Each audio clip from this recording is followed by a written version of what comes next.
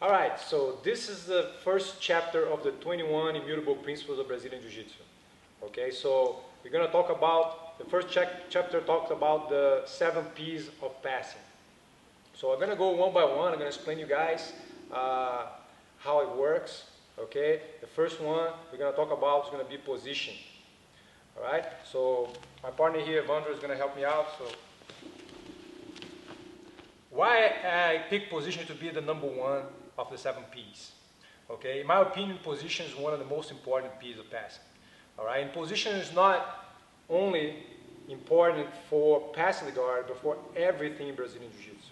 Okay, I'm going to give you an example of what I'm talking about when let's talk about position. Okay, so first, let's forget about passing the guard. Let's just talk about position here. When I say position,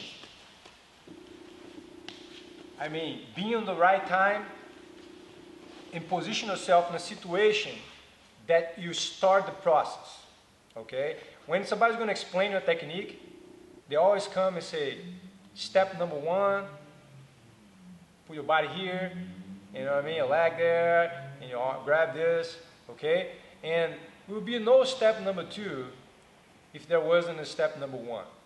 Okay, so we're going to talk about the important step number 1, because number 1 is the first position. Okay, so here, what an example from this situation here. So, if I want to do a double attack from the mount, my step number 1 would be here, in this position. Okay, because from here, you start the whole process.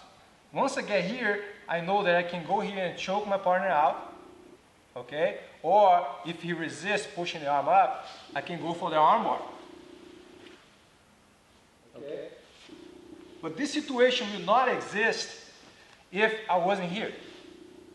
Okay, that's the importance of finding the right position to start the technique. Okay, that will be the step number 1 of this combination here: choke and armbar. Okay. You see that the principles of Jiu-Jitsu, we're going to also talk about combinations. Alright? So, now we talk about guard passing.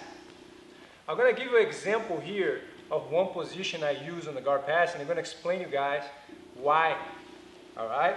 So, we talk about open guard first. So, when I'm going to pass somebody's guard, I have to look for a position which will be my step number 1. And from there, I'm going to go step number 2. And my step number 2 can change. It can be, you know, technique A or technique B. But having a spot to stay there and start from there and be my step number 1, it makes my life much easier. Okay? So, one step number 1 that I like is here. Is having a good position here, be close to my partner. Okay? Having the shin, pushing against the shin, so I apply pressure, which is also one of the P's. Okay? I'm in a good posture, which is also another piece of passing. Okay, my hand here is holding him so he doesn't move away. Okay, keep him close to me.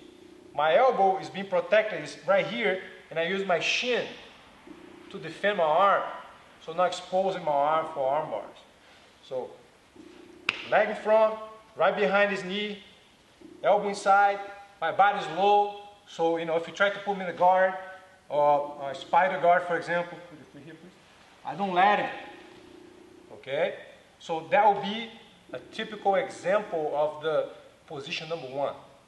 Okay? But if I'm off, I'm not going to be able to apply any technique here. From here, I can go put my knee through. I can go under. I can go here and here. So I have many options. So this is a little bit of explanation for you guys what position is like.